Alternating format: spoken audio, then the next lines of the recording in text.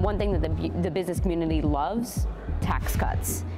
The administration announced tax cuts on one page, 6 bullet points. Was it wise to unveil something that wasn't fully baked? Well, I think the president wanted to say, I am committed to tax reform, and I think he pushed his team to have something to say. Clearly, it's more complicated than a one-page document. I think the administration obviously recognizes that. The tax bill that ultimately will pass, and I assume there will be a bill that passes, will probably be 1,000 pages. So if you have one page versus 1,000 pages, obviously there's not much detail on the one page. I think it was an indication of the direction. I think the president wanted to make everybody know that he's committed to tax reform and tax cuts, and that's what it was designed to do. Based on the limited information that we do have, it looks like the tax benefits will disproportionately go to the wealthy and to corporations, not to the middle class, and that's because they're not making additional details available. Is that the right approach for generating growth, this trickle-down argument that they're making? Well, trickle down is a bit pejorative, but I would say when you have tax cuts. Well, what is it? If it's not trickle down, what is it? What trickle down is when you have tax cuts, usually you have to cut the taxes on the people that are paying them, and usually people paying them are the ones who are in the upper income. So if you have any tax cuts, on almost any tax cut bill that we've ever had, it's generally the people who are paying taxes that have some tax cut. But I do think there should be middle class tax relief as well. Well, what evidence is there that the wealthy and corporations will take that money and reinvest to the point where you do get economic activity? Well, remember, the U.S. economy is in pretty good shape. We are the biggest economy in the world. So while we've had tax cuts, they must have had some stimulative effect on the economy because the economy is in reasonably good shape over the last 10, 20, 30 years. So, but Obama didn't necessarily cut taxes, right? He grew the economy without Well, the economy under President Obama did grow. It didn't grow as high as he would have liked it to go. But I do think that tax cuts from time to time are useful.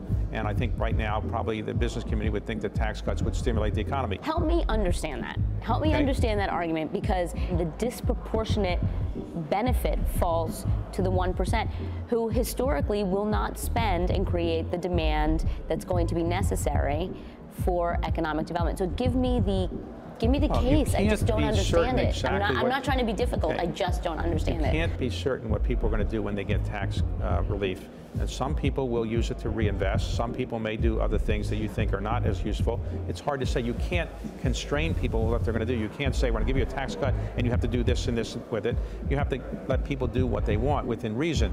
What percentage of growth will these tax cuts generate, do you think? Nobody knows for certain, but I think that we are likely to have about 2.5% GDP growth this year.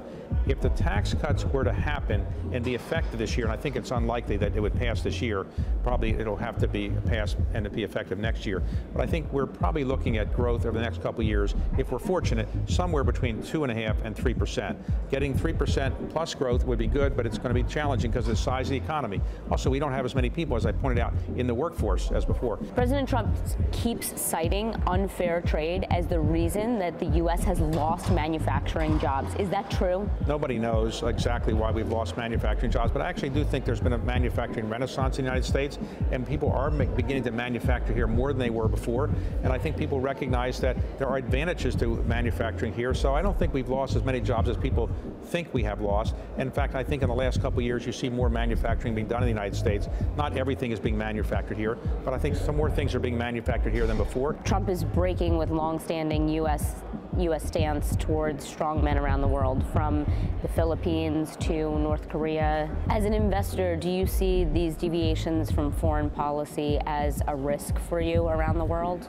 I think that most people in the business community think that look at what the administration does and not so much what somebody might say. So it's easy to say, I'm going to do this, I'm going to do that, but people are looking at what actually happens. I think right now, many of the things that are happening are things that people in the business community can live with and can tolerate. Some they're very happy with. So I wouldn't say people in the business community are all upset by what's happening in Washington right now. So they look past some of these comments, some of these tweets? I think they do. I think many of the business people who have met with him have come away thinking that he's more engaged than they might have thought.